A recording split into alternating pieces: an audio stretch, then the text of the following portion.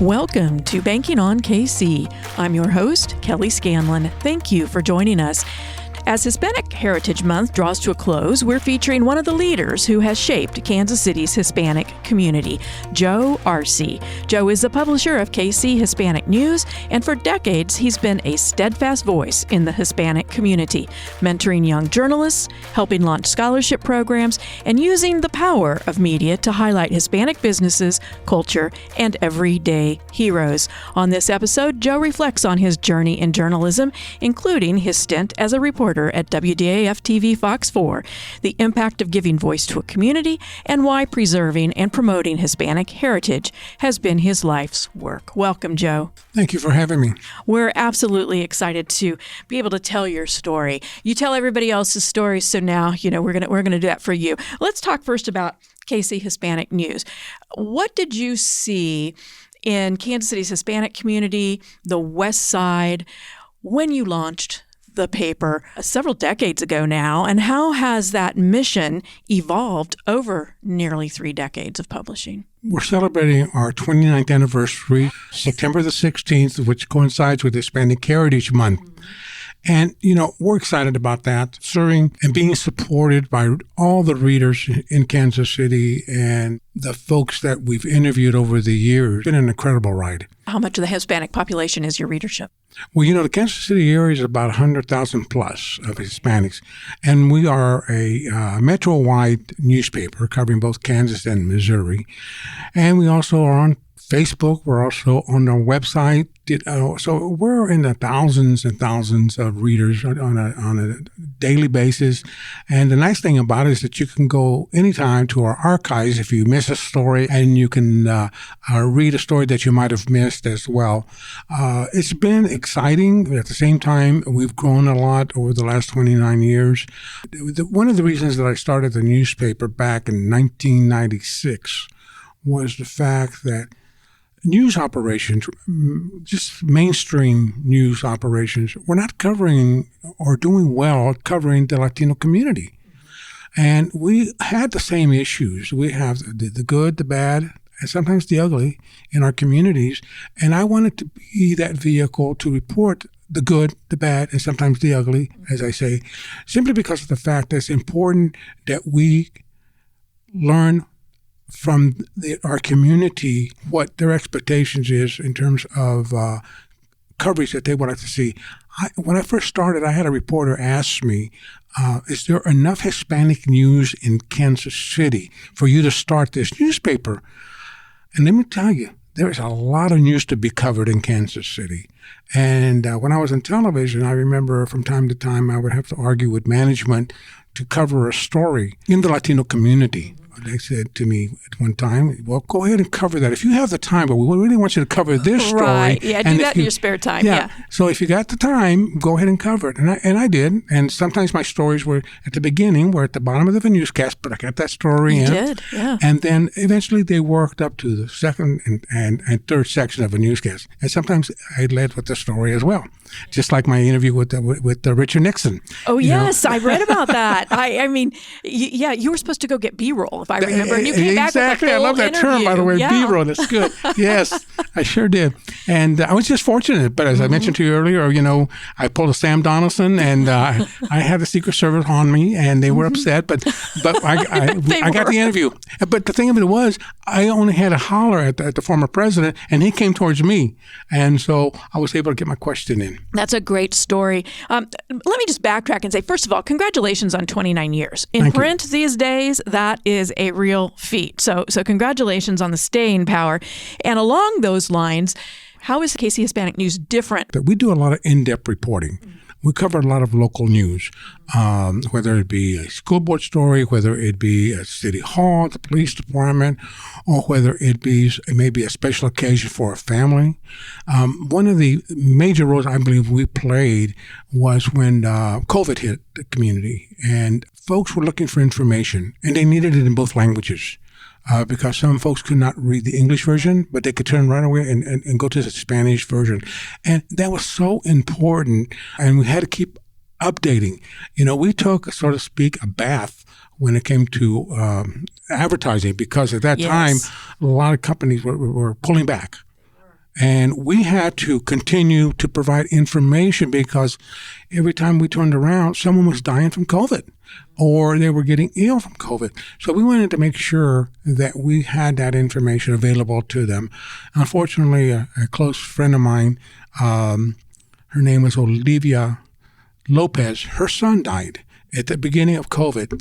And I covered that story. And this is when it was so heartfelt that I felt that we're not going to skip an issue. This is how important it is to this community. So we did that. You bring up something that I was thinking about as I was preparing to talk with you today, and that is your relationship to the individuals in the Hispanic community. I mean, you're immersed in the Hispanic community and you cover it as well. And many of these people are your friends. And so that distinction between being a reporter and being a friend has to collide at times. They do, but I have to be professional about that. When I see that there's an issue like that comes up, I may have to separate. There was a situation, I'm sure you're aware of it, where Lisa Galvin, I had done a story on her. She had called me like maybe a couple of months before she passed. She asked me if I would do a story on her because she wanted for her father to know why she loved mariachi music. And her father was a mariachi performer. And I was under the impression that she wanted to share this story because her father was getting up in age and she wasn't sure if he was going to be around, and she wanted him to know how she really felt about what he taught her about Latino music, Mexican music, and mariachi. Well, lo and behold, she died. And that really touched me because I was under the impression that was going to be maybe something that she wanted for her father before he passed. Right. And so there's a lot of heartfelt stories in our community, and we dig into them. We also have written so much about kidney disease, heart disease, and we do in-depth pieces. This is one of the things that I, as the publisher and owner of the paper, I take a lot of pride in, is the fact that we provide so much information that sometimes these stories can go a little longer than we really want them to, but the information is so important. So I feel as though I had a couple of my reporters over the years ask me, how many words do you want on a story? I said, don't worry about words. I'll worry about the words. Tell me the story. Write the story, and I'll deal with the space. Like I said, you're also very involved in the community. And just an example of that was about 20 years ago, you partnered with the University of Central Missouri to establish the Cesar E. Chavez Scholarship. And today, it awards $15,000 to 4 students, and that's every year. Since its inception, the scholarship program, I believe, has awarded more than $500,000. But it started at a $10,000 award. And so it's progressed up to 60 now per year. So why did you start it? And what kind of outcomes have you seen from it? We started it through a partnership with the University of Central Missouri through their president. And they were wanting to outreach into the Latino community. They wanted to grow the population, the student population there at the university. And they came to me and asked me, what can we do to grow our population? And I said, invest in our community. And how do you want to go about that? I said, create a scholarship. Create a scholarship in the name of Cesar Chavez. They immediately said, this is a great idea. Let's move forward. And over the years, we've been blessed to continue this partnership. We're now, I believe, 22 years. This particular scholarship is so special because for many of the Hispanic students, had this scholarship not be available, they may not have been at the university. They may not have that diploma. So this is why it's so important. What is the criteria? I mean, I think of Cesar Chavez's quote about the end of all education should be service to others. And so I'm curious, is the eligibility criteria centered around that? We look for students that can relate to Cesar Chavez. And some of the students, to be honest with you, a lot of the younger students, they have no clue who Cesar Chavez was and what he stood for, and the fact that he's an American hero. So we want them to write an essay. And believe it or not, we want them to go online. They can get the information from there because we want for them to get educated about who this man was and what he stood for. And a lot of times when they write their essay, they can relate to the life of Cesar Chavez because some of those students are actually living that same life. Yes. Yeah, that's a good point. Another issue in dealing with the Hispanic community was the parents. They don't want to let go. They don't want their child to leave the area or the neighborhood. They prefer for them to go to school here locally. But it's a good experience for the students. They're only an hour away from Kansas City. And so sometimes I've had to knock on the door, visit with the parents to convince them that this is a really good opportunity for their child. And 4 years later, the parent comes back and says, "Thank you very much." And I appreciate that. Well, of course they would. And the university evidently appreciates it too, because if I remember right, you were bestowed an honorary degree. A doctorate degree in 2017. Yeah, well, that's wonderful. You've been involved in so many different boards, committees, and like I said, much civic involvement. But you founded the Hispanic Media Association, and you helped launch the Latino Summerfest. Mm-hmm. And that was all to help mentor young journalists, not just students broadly, but young journalists, and to raise scholarship funds. Talk with us about that. And I witnessed with my own eyes that there were not a lot of people that looked like me in television. And I looked at the other television stations. That was the same case. And people were not aware of the job opportunities within the media field, whether you can write or maybe some people felt, no, I can't be in front of a camera. I don't know how to do this. And they didn't know where to begin. And I felt the need that we needed to provide a scholarship for those that maybe want to consider going into the field of broadcasting, whether it be or go to print or even become an engineer at a television station. Right. So we wanted to provide the funds for that. And over the 17 years, we raised $500,000. That's incredible. Yeah. So you have been touching lots of lives, and one in particular that it's been a while since the story ran. There was a young man named Primitivo Garcia who many years, I think it was late 60s, he saved his pregnant English teacher outside Westport High School when she was being assaulted, and he was killed. And many years later, you created a 2-part Fox 4 story and let the broader public know kind of behind the scenes what happened and more about this young man. So much came out of that. Governor Warren Hearns named him an honorary citizen of the state and declared December 1st in his honor. Carnegie Hero Fund Commission awarded him a Carnegie Medal. And many people, including members of his own family, credit you and the news coverage for all those honors. And an elementary school that still exists was named for him. What was it about that story that so many years later you decided to go back and revisit that? His brother came to me. His name was Raul Garcia. And Raul knew I was in television. And he asked me to just mention the fact that his brother had been gone 25 years already. I said, well, let me look into this a little bit more. Let me spend some time researching. And so I took the family back to Westport High School. I asked them to show me where this happened, right on the sidewalk, right outside of Westport High School. They pointed out the areas and what have you. We learned some things. We learned that he was with his brother, Alfredo. And Alfredo was just as much of a hero as Primitivo Garcia was. But he did not want to take anything away from his brother who had died. And so he made the ultimate sacrifice. So he said nothing. He didn't want any credit for it. But we knew that he was also a hero because the victim told me that. And I reported that. She says, oh, no, I give credit to both Primitivo and Alfredo Garcia. They saved my life. So the story lives on in the Hispanic community. He became someone inspirational, someone to look up to, and made the community very, very proud. You also co-founded and chaired the Latino Advocacy Task Force at Mattie Rhodes after violence touched your own family. Talk with us about that and what results stand out to you today from that. We did not have a go-to agency talking about the Hispanic community. The agencies that are out there, whether it be Soul Parkway, whether it be Samuel Rogers, Guadalupe Center, and others, no one had the expertise to deal with a family that's just lost someone due to violence, drive-by shooting, and what have you, and also be able to be bilingual. Mm-hmm. And so I visited with several of the local agencies, and no one was providing that service. They were referring them to other agencies. And I said, no, we need to do something within our own community, provide that Spanish part as well. And so I visited extensively with the director at that time, John Fierro, and we came up with a plan to create the Latino Advocacy Task Force to be able to provide services to the community, to a family, because a lot of times Spanish-speaking people, they don't have many resources. Sometimes they're not connected to the community. So we needed to connect them to those services. Sometimes families, and I've dealt with this for the last 20 some odd years, some families within families would say, well, your child's gone, you need to move on.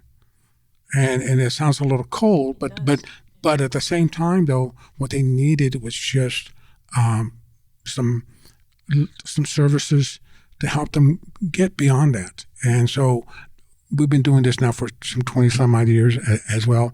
Success stories have come out of that, where people are able now to not necessarily move on their lives. When you lose a child, you never move on with your life ever again.